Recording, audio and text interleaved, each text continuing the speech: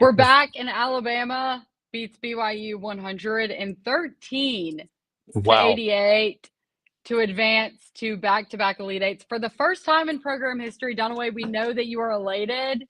Take the floor.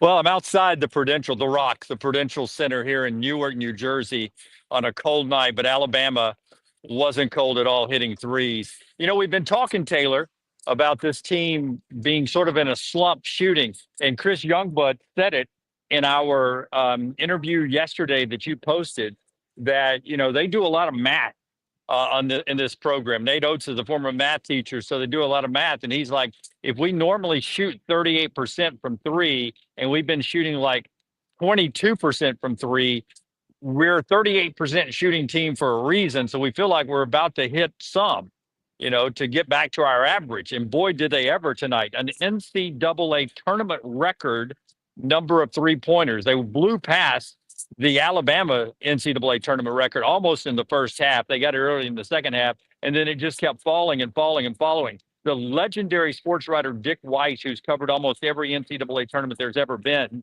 was sitting next to him, and he goes, "Man, this is fun to watch. They can't miss tonight." And that was the difference in the game. BYU left them open with a lot of shots, but truthfully, the plan was if they started taking the three away, Alabama thought they could beat BYU at the rim. They never had to show that punch tonight in the game plan. They just annihilated them. And Mark Sears and Aden Holloway had a game of a lifetime in the NCAA tournament. And we'll forget about Holloway because Mark Sears was so good tonight. Okay, there is a thread on Twitter right now from Jared Burson, who is a ESPN stat guy. I just want to read you this thread. It says Alabama thread because that was absurd. Alabama's 25 three-pointers are not only an NCAA tournament single-game record, only one team has ever made more in a win over a Division I opponent, which was Davidson in 2017 versus Charleston Southern. Alabama is the first team in Division I history to score 100 points in 5 wins over AP-ranked opponents in a single season. The Tide have dropped 100 in wins over 7 NCAA tournament teams, the most since 1990-91 Arkansas. Alabama's 113 points are the second most a team has ever scored in a regulation game in the second weekend or later. UNLV scored 131 against Loyola Marymount, whatever. Mark Sears is the first Division I player with 10 threes and 8 assists in a single game in 10 years. 77 of Alabama's shots tonight were 3-point attempts, the highest rate ever by any team in an NCAA tournament game. The 51 attempts were also a record. Shall I continue? How many of their shots were 3-point shots? 77%. Wow. They just said to heck with going for the twos. They were missing dunks, so it was easy. It was easier to make the threes than the dunks. Yeah. Well, I started looking at the box score during the game because I kept hearing the broadcast talking about, they're breaking this record, they're breaking that record. And they had 66 field goal attempts on the game tonight. 51 of them were 3-point attempts. 51 of their 66 were 3-point attempts, which is wild. Do you want me to finish the thread, or would you? Well, please finish it. Basically you're sprinkling me with holy water. Go ahead. Yeah. Oh, I know you're enjoying this. Okay. Let's see. We're not, okay. Alabama made 19 threes more than BYU in NCAA tournament single game record and the largest differential in any Division I game in 8 years. Mark Sears, Aden Holloway, and Chris Youngblood are the first trio of Division I teammates, each with 5 threes in a game in 4 years. The last to do it, John Petty, Javon Quinterly, and can you guess? Mark Sears. It was no. 2020. No. It was Alabama versus LSU in 2021. So it was Javon Quinterly, John Petty, and I don't know who. Joshua Primo. Am I saying his last name right? right? Yeah. Josh Primo. Yes. Primo. Okay. Yeah. Went to the San Antonio Spurs. Alabama allowed 50 points in the paint and won by 25.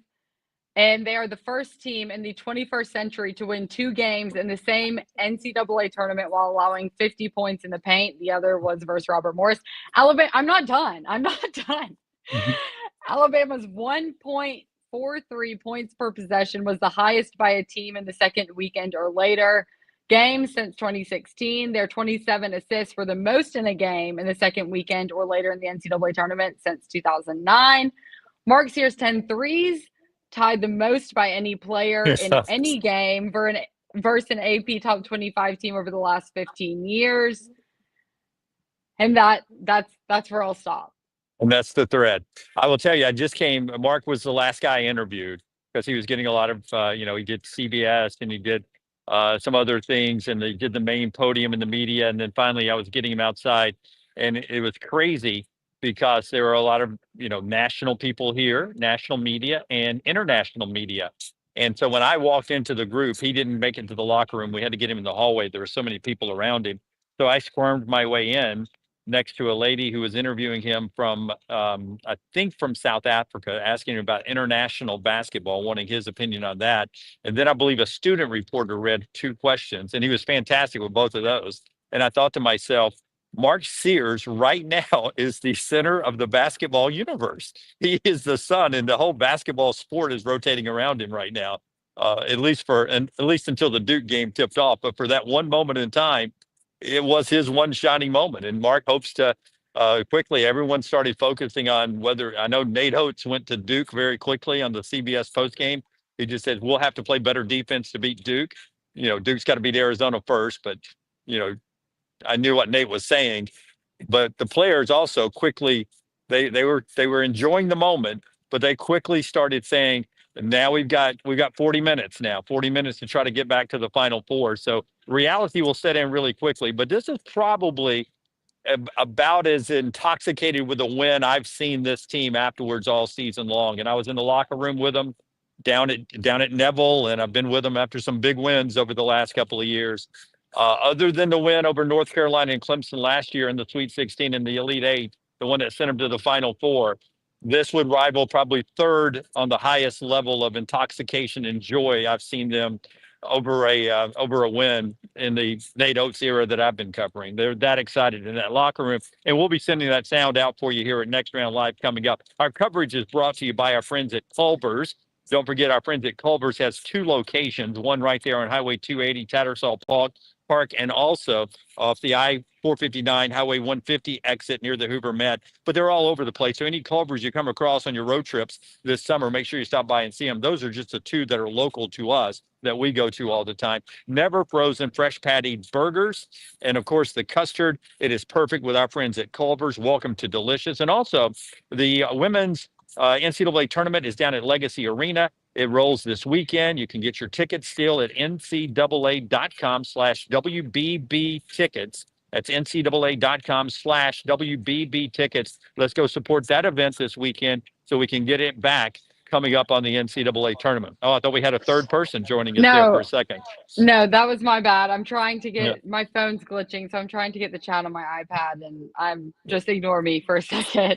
That's okay. I will keep talking, give you a chance to work on that a little bit. Another person I had a chance to talk to in there was Aden Holloway. And I asked him, he came in from doing the same thing as Mark Sears, doing some other interviews. And he and Mark Sears have this competition that they do at every practice where it's just one-on-one shooting competition between the 2 of them. And he said his first few times after he got to the Alabama campus that Sears ate his lunch. But since then, and they do this competitively every practice, that it's about a 50-50 shooting competition as far as who wins and who doesn't win. And he actually said that tonight felt like it was one of those competitions at practice. Like Mark would make one, then he'd make one. Mark would make one, he'd make one. And sometimes they keep backing up in the competition. And if you saw tonight in the game, they kept backing up. They were hitting some from the logo tonight. And Aden said this really at a moment felt like we were just in practice competing against each other and on who could win the shooting competition. I'm going to get to a super chat really quick. Roll Tide, you guys. Oh, don't wait, no. I'm gonna come back to the super chat. I need to go to who was it? Dang it, I lost it. Someone said Dunaway. Oh, man Jim looks so happy. I love it. He is. I'll speak on his Uh, behalf. He oh, is. I don't hide my happiness. I'll be happy tomorrow if Auburn wins too. I mean, this is just fantastic for Yeah. what Taylor and I No do. shit. We love the basketball show, man, and we are committed to the basketball show first. Alabama and Auburn next. I mean, we want our teams to keep winning, no doubt about it. But yeah, I mean, I grew up an Alabama fan, and I sit here and I watched a lot of basketball in my time, and the last couple of years have been really, really fun. And now we're to the point. I mean, I've said all along, Alabama's been a top 8 team all year. They've been a top 8 team all year, and now they're in the Elite Eight. And for years and years, it was the Sweet 16, and that was our ceiling. And then Mark Godfrey got us to one Elite Eight, and it didn't seem like you'd ever get back there again. And then, like Auburn's the number 1 overall seed. That was Alabama a few years ago with Brandon Miller, and they got bumped in the Sweet 16. They didn't even get to the Elite Eight. And then last year they get to the Elite Eight. And I remember how, well, God, that's it. They've tied Mark Godfrey's greatest run in the NCAA tournament. And then they beat Clemson and went to the Final Four. Well, crap, now if you stop short of the Final Four, it seems like a disappointment. I know that sounds egotistical, but it's sort of like in football when you win national championships in football, just going to the Sugar Bowl doesn't seem like a big deal anymore. Well, Alabama went to the Final Four last year, and now it's to the Elite Eight. I feel like this is sort of where this team belongs in the Elite Eight. Now, can they, likely have to battle for NBA first round draft pick Duke and try to make it to the Final Four? But where else in the world would you rather be than freaking Newark, New Jersey, with a chance to go to the Final Four? Where else would you rather be, Taylor? I don't know. I don't know. I don't know. Earlier this week, it seemed like you would have rather been anywhere else other than Newark, New Jersey. But I'm Uh, glad. I love to see the people in my life happy. I want to get to the super chat before I forget. Says okay. that I know a team from Prattville that could use a guy named Aden Holloway tomorrow. Aden had a great night, and like you said, it is likely to get overlooked because of Mark Sears' 34-point game. He Right. hit he hit almost double the number of 3-point shots that BYU did. He had 11 according to the box score. BYU had 6. Yeah.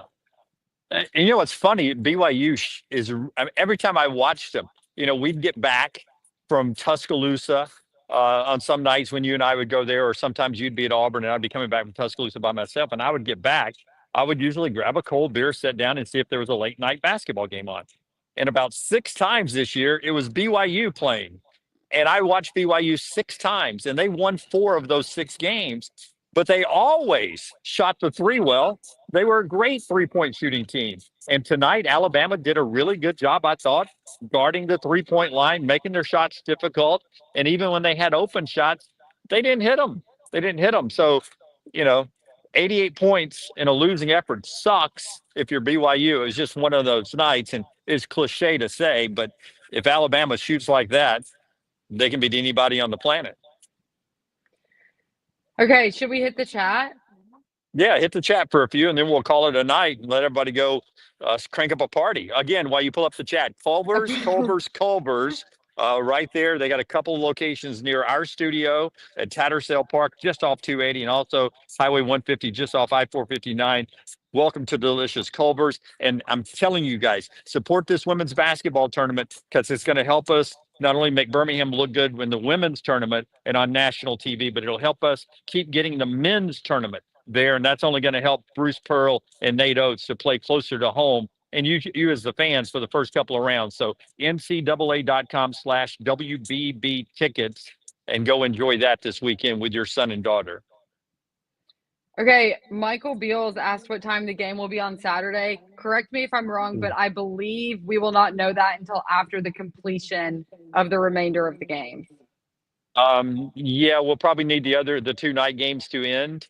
Because I tried to guess. I thought Duke would have played the first game here, and I was wrong about that. So my TV predictions are 0-1 this postseason. But I would tell you that Duke is a high draw. But it's on the East Coast. The other game would be played in San Francisco. It would make more sense for this one to be the late afternoon game on Saturday, and the other one in prime time because it's San Francisco. But I'm wrong a lot. And having Duke and a team that just set an NCAA tournament 3-point record in prime time would probably get pretty good numbers. But we'll see. I think the time slots are Central Time. I think they're like 4:40 and 7 o'clock, something like that, or 4:20 and 7 o'clock. I think that's Central Time. I think that's the TV window for Saturday. So one of those two times. It'll be nothing early in the day. It'll be late afternoon, early prime, and then prime time. Someone said, or a couple people said, that if Alabama didn't make a single 2-point shot, they still would have won the game, which Yeah, I can yeah, probably. I think they backed that up with some statistics. I think somebody sent that out. Somebody did the math on that. That if they'd have just hit all threes, well, I mean, do the math. How many threes they have? 25. Alabama had Yeah, 25, yes. yeah. So 75 in their free throws would have won the game. Yeah, Yeah. I didn't yeah, I'm not great at mental math right now, and I'm yeah. using all my devices for this, so I can't pull up a calculator. Well, tell Um, me, have you had a chance to relax and have a cocktail over there yet? Because I have been cocktail free today, but I'm about to have one. yeah, you I'm, a, should. You deserve it. I'm, I'm about to Bud Light this puppy up here. I had dinner and I had a glass of wine, but Oh, yeah, I yeah, am back in my room now. And so, oh, wait, someone else also said I don't want to pass it, but um, said something about the Duke Arizona game. Duke is currently up 2016. There are 9 minutes remaining in the first half for anyone wanting to check in on that because the winner of that game is who Alabama will play in the Elite Eight with a yeah. chance to advance to the Final Four. Yeah, the bracket gets easy now because you just play people who are here with you. It's you don't have to. Oh, this person's going to go leave Cleveland and go play in Atlanta, and this people are going to leave Cleveland and go to Newark. Now we're to the normal part of the tournament. It's easy to follow. So it is Duke, Arizona. I'm going to stay and watch the rest of this game, I think, and then head back to the team hotel and hang out a little bit. But it's a man, it's a good win. It's a good win, and I will tell you, you saw me on TV, right? I mean, Yep. I was behind the bench, and I got to hear Nate Oates the entire game. I loved my seats tonight, and because I could hear Nate the entire night. And you talk about somebody who keeps preaching defense. I mean, he is screaming at those guys about defense, and when they would screw up and let them get an easy layup, I mean, he would lay into them. And there were times I was thinking to myself, dang, they're draining so many threes. I'm not sure I could yell at them if I was the coach about defense. I'd be like, not bad, guys. Keep shooting those threes. Keep hitting Yeah, and those that's why threes. you're But not a coach. that's why I'm not a coach. So I was a horrible parent, right? I was like, you're such a good kid. So you didn't make your bed. So big, what's the big deal? No big deal. Don't worry about making that bed. Go enjoy life. I would have been the enjoy life coach. Shoot those threes, guys. To hell with the defense. Oh gosh. Okay, Seth. Jim, if we draw Duke, do you play Mo D the entire game on flag? Just let him eat minutes. Modi will get flagged some. Grant will get flagged some. Stevenson will get flagged some. They'll run bodies at him and try to just lean on him. Just lean on him. Use all your fouls on him. Uh, you know, I haven't seen him play in person, right? And you Auburn fans that went up to Cameron saw him play in person earlier in his career. I can't imagine him being more superhuman than what Walter Clayton Jr. has looked the 3 times I've seen him play, if that makes sense. I've seen Walter Clayton Jr. in person 3 times, once at Neville, once at Coleman, and once in Nashville at Bridgestone in the SEC tournament. And he won all 3 of those games. And he was, to me, the best basketball player in the country that on those 3 nights. Like I've seen Janai dominate a game. I've seen Mark Sears tonight dominate a game on a big stage. But in that setting, those 3 times, Walter Clayton Jr. was tremendous. So I can't imagine Cooper Flagg being able to take a game over more than what I saw Walter Clayton Jr. do at times, or Condon do at times. And sadly, Condon rolled his ankle pretty bad tonight, and he couldn't miss the rest of the tournament. We'll wait for an update on that one. But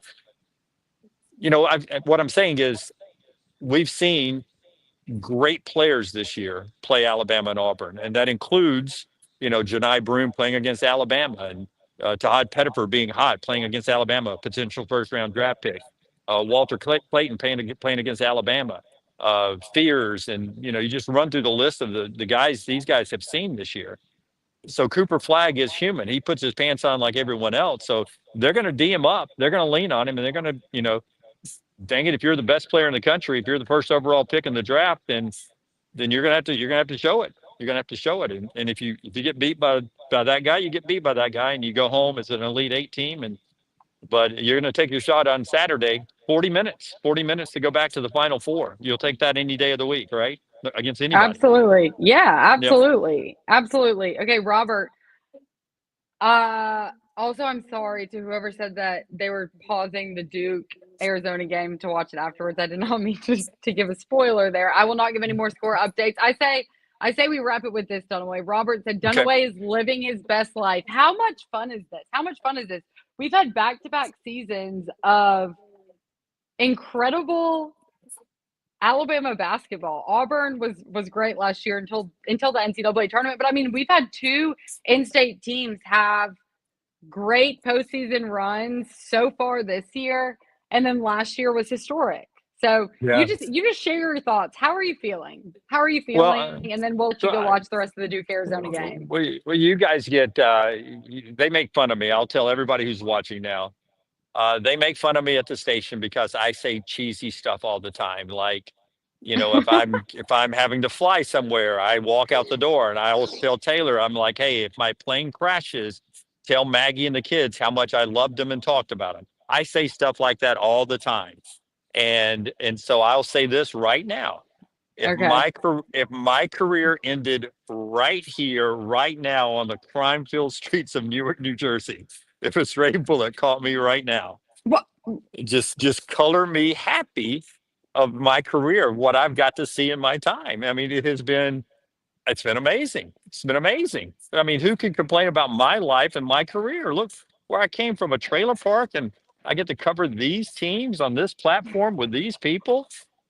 I haven't had a Yeah. drink at all, and I'm high as a kite. And I haven't had one drink at all tonight, and I'm high as a kite. You don't need alcohol. You just need to be high on life. That's what I am tonight.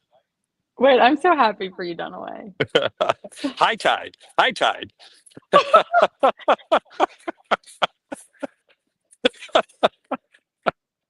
Okay, that's it, guys.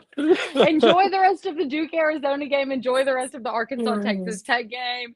The next round will be live from 9 a.m. to 12 p.m. Central Time tomorrow, and then we will have Alabama. I don't know what time you might be able to inform the audience if the time has been announced yet, but you'll have Alabama players tomorrow at some point, and then we'll be live again after the Auburn game at maybe 1 o'clock in the morning Eastern time. Who knows?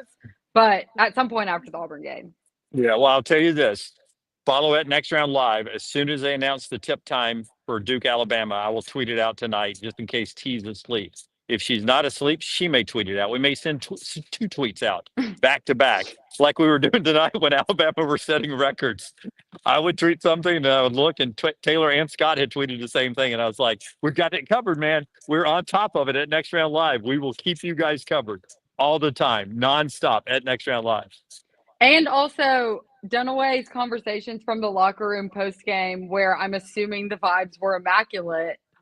We have not sent out any of that sound yet. So the second that we end this, that's what I'm going to begin doing as I watch the rest of Yep. the games tonight. So y'all be on the lookout for that, and then we'll chat tomorrow. Y'all have a great Okay. night. I hope Yeah. that everyone in the chat is as happy as Dunaway is right now. And I'll leave I you with think that. I think they are. But if you want to just make it easy on yourself, just send them out in bulk. Just say, "This is Aden Holloway, y'all. Listen, this is No, Mo Dunaway, that's Diabate. not. Listen, that's not the way to do it." Okay, you're It's so not. good. But You're so no, but good. hey, you don't worry about it. You go back in that arena. You enjoy your night, and I'll take care of it. How about Okay, I'll try not to smile too that? much. Okay. Good night, guys. We'll see y'all tomorrow. Y'all have a great night. Good night, everybody.